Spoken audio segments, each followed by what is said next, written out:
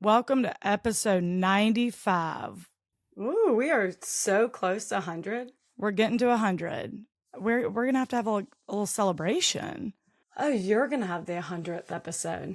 Good luck. No, it's looking like if I'm going on, this is What? Rachel. Hey, y'all. If I'm Oh, 95, that's odd numbers. Oh, yeah. Sounds well, like you're I going. just went back to, I started with podcast, like the episode number 1. So how did we switch? How did we do that? You gave me a break during yeah. trying time. I can't remember what. Oh, right. You went twice in a row. Remember? Recently, I think. Yeah. Oh, shit. So it's on me. Better be a good one. So, hey, this is Rachel. I'm telling my story today. I don't have much at the top, to be honest. We were just I together don't even know Saturday. who you're doing. Yeah, let's just get going. I'm telling y'all about Ray Wright. Uh-huh. So here I go. Wasn't it Ray Rice who beat the shit out of his girlfriend in an elevator? Yes, that was. And I'm not telling y'all about Ray Rice. Okay. That piece of shit. I remember after that elevator footage came out, my boss defended him. I can't. Oh, God. How? He was like, what did she say? Right. I'm kidding. He was like, old boss, like a few jobs ago, was like, because of this one mistake, his life is going to be over. I was like, no, have you seen it? It's not like he punches her in the face and then is like, oh my God, what did I just do? He pounds her into the ground and then drags her body out. Like, he is furious. Right. It's crazy. And I was like, no, his life should be over. Yeah, he's very violent and aggressive. And it wasn't his first time. Come on. I was like, if he had his one mistake, got aggressive and then immediately realized, I'm like, holy shit, what did I do? Even that would be bad. Even that would be your life, your career should probably be over. But I'm like, he just goes and goes and goes. He is punching her relentlessly, and he's an NFL player. Yeah. Shit hurts. Come on. No way. Anyway, I wonder how he survived, Me Too and all that. I bet God. I have stories about that boss. Oh my God. Oh my God. He was probably on eggshells, being like, shit, what's going to come out about me? Oh, I'm sure he hated it. It's going to come out on a podcast is what it's going to come out. All your stupid ass stories. I know. I feel like I've told a few actually, but whatever. That's neither here nor there. Let's get going. Not Ray Rice. So not Ray Rice, Ray Wright. Sources, sacramento.newsreview.com. A few articles from cbsnews.com, Sacramento District Attorney's Office website, and a few articles from sacb.com. I think there must be a Ray Wright on the 49ers too, though, because every time I tried to look into this, especially it taking place in Sacramento, oh my God, I was like, no, not this guy, another one. Anyway. So that would be a nightmare research. It really was. In June 1994, 31-year-old Ray Wright met Peggy Wright, and they got married. Peggy had a 3-year-old daughter named Haley, who Ray considered to be his own daughter. The feeling was mutual. Haley loved her new stepdad. That's who she still considers her dad. 3 years later, Peggy and Ray had another daughter and named her Kennedy. In 2001, though, Peggy and Ray got divorced, and he remarried his second wife. There is nothing on her. I don't know her name. Oh. I do know that they had a son together, but ended up getting divorced in 2009. So they weren't married that long anyway, but no name. Okay. It was around the time of the second divorce that Ray fell off the wagon after almost 20 years sober. Oh. He was a recovering alcoholic, but this divorce sent him over the edge and he spiraled for a few years. He hit rock bottom in November 2011 when he was drinking and driving and got into a head-on collision that severely hurt a husband and a wife. The wife was critically injured and almost died, but she ended up surviving. The husband had several broken bones and was left with a permanent limp and just lingering pain. Yeah. Ray was charged with felony DUI and sentenced to 18 months in jail in order to pay $275,000 in restitution. Oh, wow. When he got out of jail, he immediately rejoined AA, checked in with his sponsor every day, and was really on the straight and narrow. Even his ex-wife, Peggy, said he was in the best place he's ever been in his life. Ray worked as an independent contractor on construction projects throughout Sacramento, and he had a little workshop in Rio Linda, which is just outside of Sacramento. I think he primarily built cabinets and stuff. Yeah. By the holidays in 2017, life was great. Ray spent Thanksgiving and Christmas with his family and was particularly amped to spend it with his new granddaughter, Ashton. Oh, who had a baby? Haley, the technically his stepdaughter, but Yeah. honestly, it was pretty much his daughter, had a baby. This was his first grandchild, so he doted on Ashton, and again, things were great.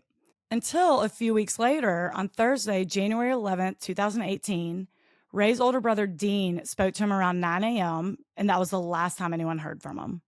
Ray and Dean spoke every single day, so when he called Ray the next day and he didn't get a response, and then he texted and those went unanswered, he started really worrying. So he called Ray's daughters, who are at this point are 27 and 20. Haley's 27, Kennedy's 20. Mm-hmm. And they hadn't spoken to him either. So Dean drove to Ray's workshop, and he wasn't there, nor was his truck, but nothing seemed amiss. So he drove to Ray's house in Rockland, California, which is a suburb of Sacramento. And same thing, he wasn't there, his truck wasn't there, but nothing seemed weird. Yeah. He was just gone. The family started getting really worried, especially that he may have fallen off the wagon again and started drinking, which is why he'd be avoiding everyone. But by Saturday, January 13th, when it had been 2 days since anyone heard from him, Dean went back over to his house to check to see if he was there one more time before calling the police. Dean let himself in, and this time things were very amiss. Oh. The first thing he notices is the smell of weed. Huh. This was a huge red flag because Ray likes the booze, but did not like weed. If he were to slip up, weed would not be involved. Oh, okay. So Dean knew something else was going on. He walked into the kitchen and saw one of those big gulp, like AM, PM gas station cups with a fountain drink in it. When someone needs 400 ounces of Pepsi, one of those. Right. As you do. And totally. That was sitting on the counter, and it was not there the day before when he went over to check Ray's house. And there was condensation on it. So it seemed fresh. Oh, fresh. And just as he's looking at it, the back door busts open, and a man Dean did not know came in and screamed, "Get out of here!" And Dean was like, "What? Intruder?" Yeah, an intruder. Like, screw off. He was like, "What? Who are you? Where's Ray?" And the man ran out.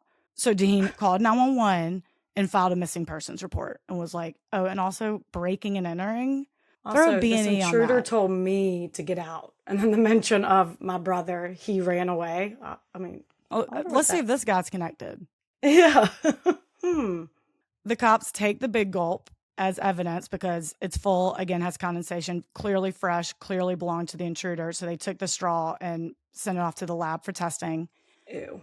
After learning about Ray's past struggles with alcohol, they considered the fact that he may have relapsed and was avoiding everyone on purpose, but ruled it out pretty quickly when they saw that his bank account hadn't been touched, his phone had no activity on it, his car didn't come across any of the license plate readers throughout town. Like, he's vanished. And life's good right now. Yeah. And I believe Dean, or one of the daughters, noted in one of the sources that even if he were to slip up, to not answer, like he never like went into hiding. Yeah. He just, but you never know. I know. Yeah. Nothing's impossible. They checked his cell phone records, and his phone last pinged around 10 a.m. on January 11th, the last day anyone spoke to him, in the Rio Linda area, which is, again, where his workshop is. Mm-hmm. While police investigate, Ray's family meets at a local Target parking lot and starts handing out flyers and searching the area. Ray had been missing for 10 days when they got their first big break. Someone in an apartment complex in a neighborhood called North Highlands called and said that they had seen the flyers about Ray and his truck, and they're pretty sure the missing truck is parked in the parking lot. Oh, my God. This area of town is dicey, a lot of crime. It's not a good sign. So police go and check, and sure enough, it is Ray's truck. The radio is gone, and the license plate is gone. But other than that, nothing seemed blatantly obvious that something bad happened. Except it's a missing person's truck. Right. But there's not it's not covered in blood or anything. Sure. Yeah. So the Rockland Police Department turned the car over to the FBI to process it for trace evidence and found some brown stains on the floorboard that turned out to be human blood. Oh, so just like brown spots. Yeah. Yeah, but it was on the carpet and the truck is black. And these were, dark spots. They did not see it. Yeah. They checked the DNA against Ray's toothbrush, and it was confirmed to be Ray's blood. A few days later, on January 27th, 2018, 16 days after Ray went missing, a Sacramento police officer got behind a white Chevy van, and when he ran the plates, he saw that the van's registration was expired, but the sticker on the license plate was not. was not Was expired. okay. Yeah, it was not expired. So the actual registration was, but he was like, "Hey, how'd he get that sticker? Must have stolen it." So he throws on those blue lights, and the van bolts. No one wants to go to the DMV. Listen, you've got to understand the situation. Right. I'm with this guy. That's all online now, though. It's so easy. There's no excuse. This turns into a high-speed chase that got up to 100 miles per hour. Oh, my God. Honestly, I don't know how long it went on, but it went through all these Sacramento neighborhoods. Extremely dangerous. Finally, the chase is over when the van crashes into another car. The driver of the van broke his leg and was pinned inside, but the two people in the car he hit were very badly injured. The man was paralyzed and in a coma with brain damage. There was also a woman in the car who had to be hospitalized, but I don't know the extent of her injuries. Oh, my God. A dog was also killed during the chase. Oh. I think because he was driving through the neighborhoods. The dog was not in the car. Oh, yikes. Gross. Gross. The driver was arrested for felony evasion and DUI. They pulled him out and he was fucked up. Mm-hmm. His name was Victor Gray, and he had run-ins with the police before. He had another DUI. He had some drug charges, a stolen car, things like that. Mm-hmm. This high-speed chase was scary and dangerous AF, obviously, but it's what broke Ray's case wide open. Oh, wow. Okay. They ran the registration number from the clearly stolen sticker on Victor's van and found that it was registered to Ray's truck. There's like a little oh my God. number under it. Yeah. Under oh my God. So sticker. this guy literally just didn't want to go to the DMV. He was like, oh, well, this is helpful. Committed murder, I'm going to guess. And then saw an opportunity to renew his tag. That's like, great. God, I'm not paying that tag fee. I hate that. Yeah, let's just steal off this guy's truck. Cool. Yeah.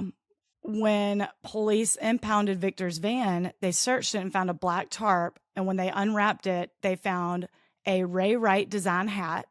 They also found Ray's charred wallet with his driver's license in it. Charred? I guess he tried to burn it and it didn't. It may have been burned in the fiery crash because when he crashed after the high-speed chase, but it wasn't. I think they tried to burn evidence. I saw that in two different sources. One said it got burned in the car wreck. Another said they just tried to burn it and clearly did a bad job. Oh, my God. There was also Ray's broken glasses and his smashed cell phone. And most alarming, a very bloody raincoat. Jesus. All wrapped in this tarp. He's been missing for like 16 days at this point. Yeah. Dude, get rid of some evidence. Well, we'll get to why. I mean, I'm glad he didn't, but okay. Well, sure. Later, the blood was determined to be Ray's. And it was his raincoat. His daughters identified it. Yeah. Then, on April 3rd, 2018, the DNA from the straw that was found in the Big Gulp at Ray's house came back with a hit from CODIS.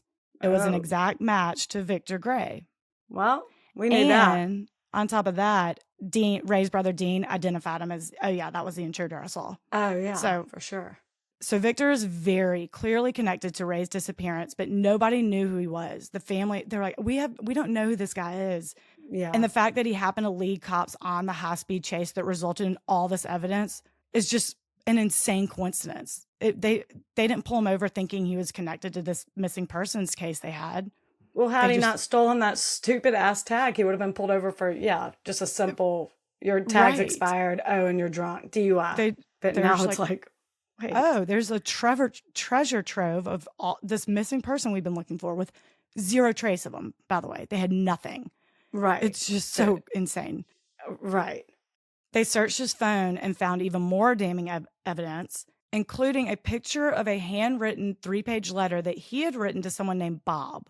The letter was dated for January 27th, the same day as the high-speed chase. Uh-huh.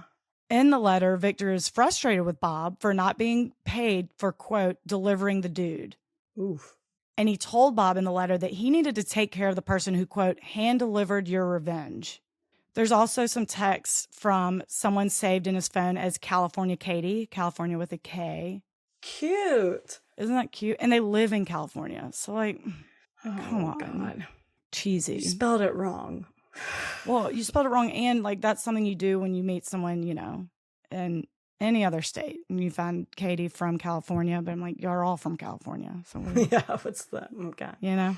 Yeah, Anyway, totally. so California Katie with a K. She had been texting him. One text was at 9:50 a.m. on January 11th, 2018, the day Ray went missing. And it says, Ray's out front of a shop. Oh, That's what she God. says to Victor. Everyone's in cahoots. Yeah. They traced California Katie's number to Katie Bernard. Katie lived in a trailer right next to Ray's shop and could see it from her window. So they determined she must have been some sort of lookout for Victor. Yeah. Mind you, all the DNA testing and warrants to search their phones take months. So by the time they call Katie in for questioning, Ray had been missing for almost a year. Holy shit. I know. I mean, better late than never, though. So Katie sits down with detectives and they present her with the text messages they found. She tells them that she was helping Victor keep a lookout so he could steal Ray's truck. And that's all she thought he was going to do. Then they tell her that they know Victor's not the only person involved. Other people are involved. And she like starts to say Bob. And he's like, you're about to say it. And she said, who, Bob? And they're like, yeah, There you who's go. Bob? They ask her who that is. And she says it's Bob Manor. And that's her ex-boyfriend. He's also a feared meth dealer who had been to jail for assault and selling drugs. So this is who Victor wrote the letter to. But they still, again, have no idea what his connection to Ray would be. Again, the family's like, I don't know. And why he wanted his, quote, hand-delivered revenge, as Victor put it. Then they find out that a few months before Ray went missing, Bob was visiting Katie at her trailer, and he looked out the window and saw Ray working in the shop. And when he saw him, he was like, holy shit, that's Ray Wright, the drunk driver who crashed into me. Oh, my God.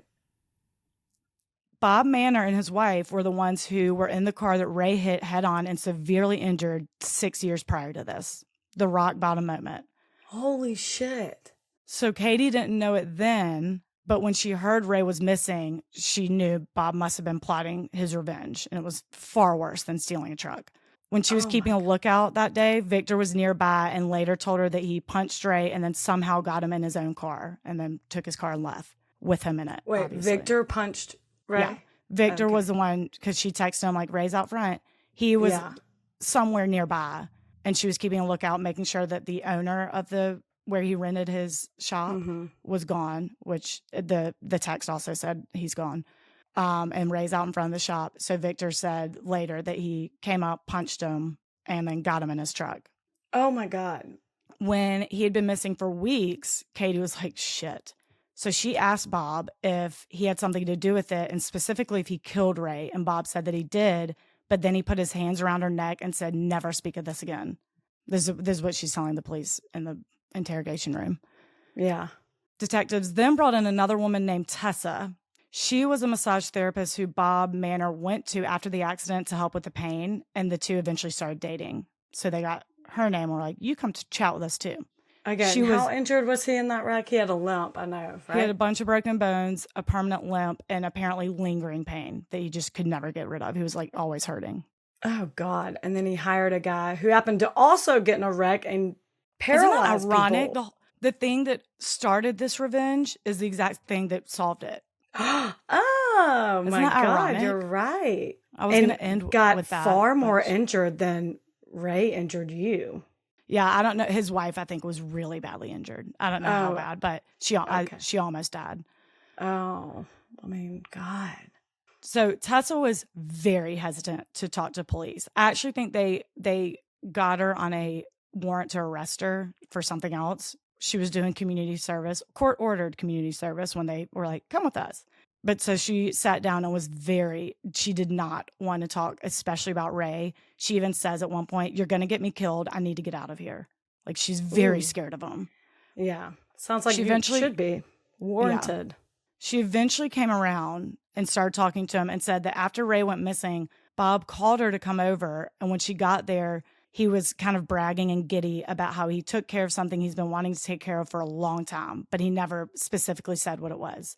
Police asked her what her first thought was, and she said she knew he was talking about Ray Wright because he always talked about getting him, quote unquote.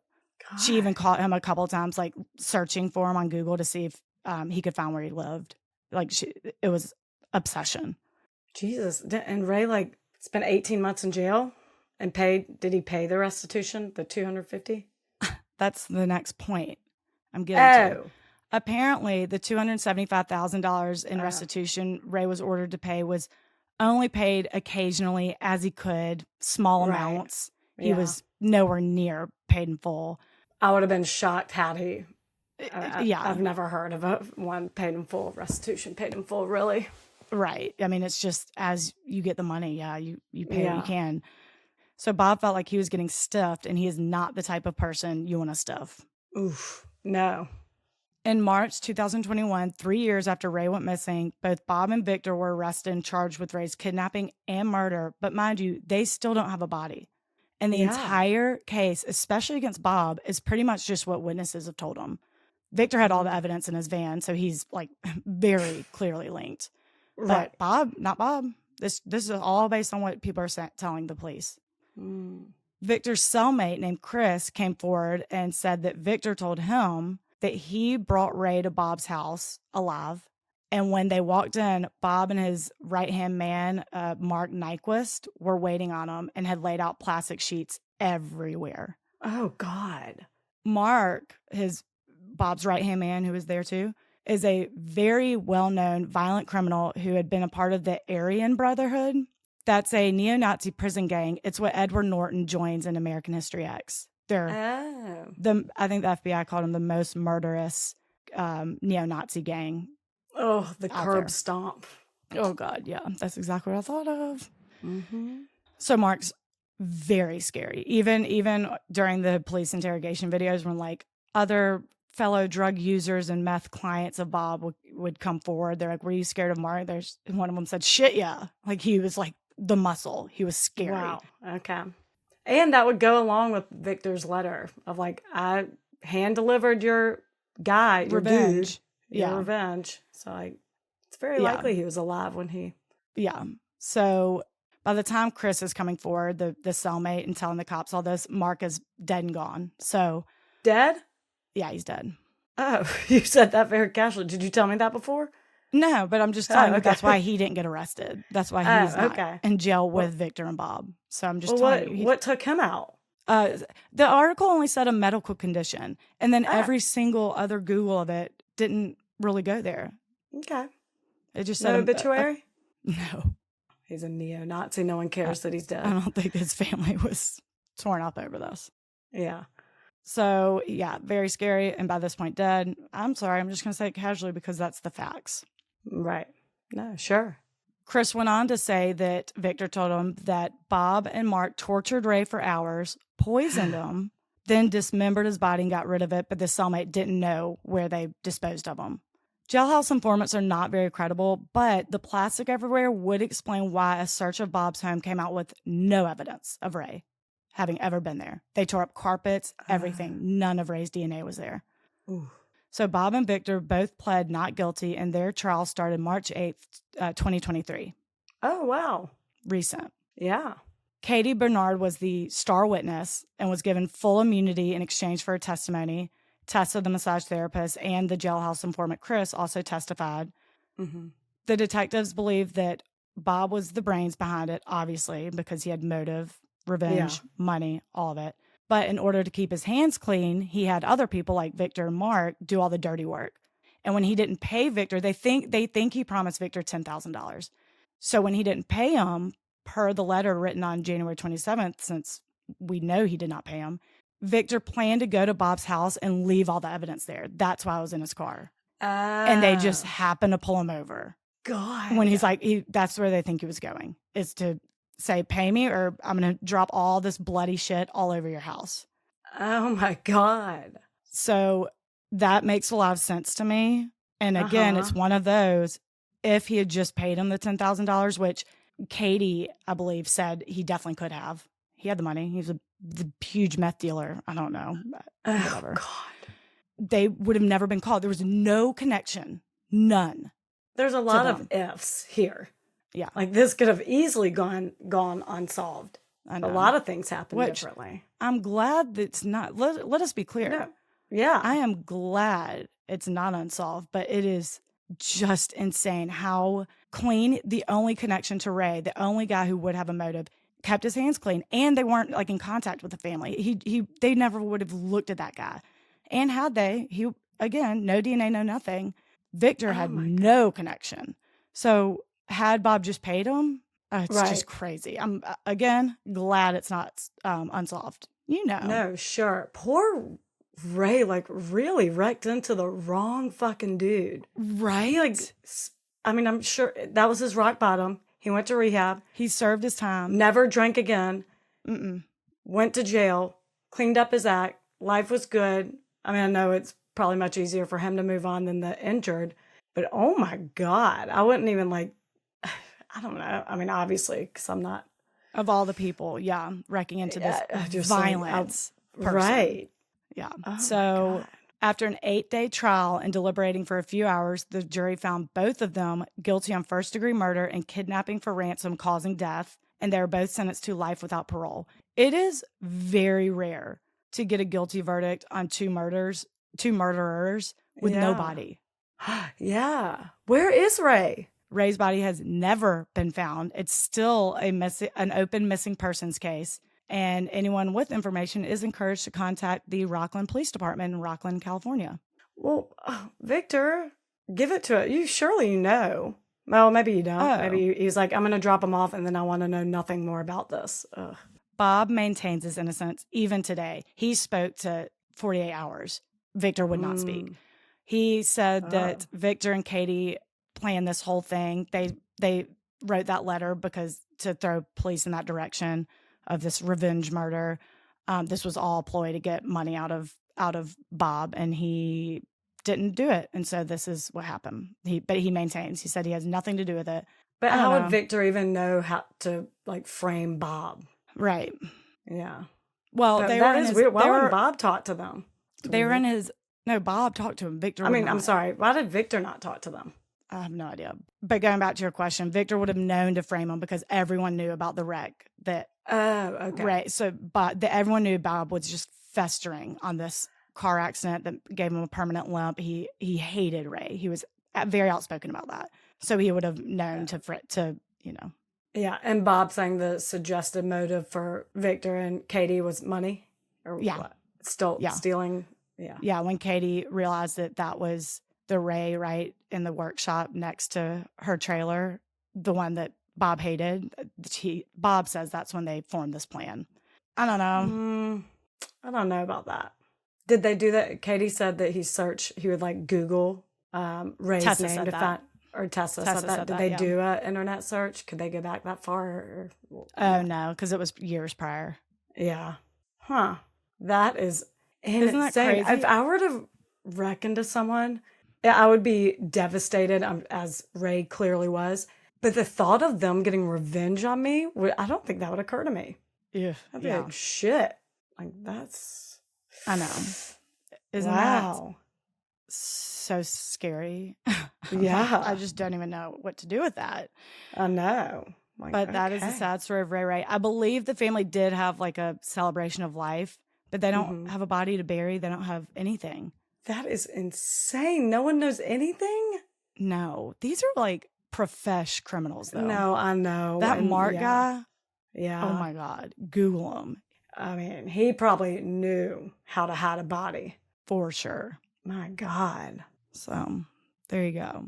Good one. Patrons, thanks for joining Sarah, Cass, Riel, Jennifer, Rachel, Nareda. I hope I'm saying that right. Nareda, I think.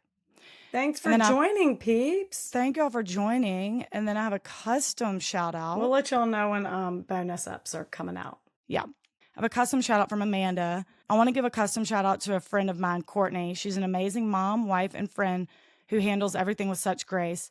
Her youngest son, Landon, is 2. Landon is 2, and he was diagnosed at 6 weeks old with a rare genetic condition called Gould syndrome, known as COL4A1.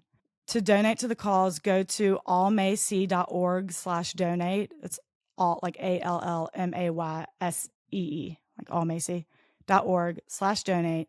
This money will go to Dr. Gould for additional research for the genetic mutation Landon has, and hopefully one day a cure.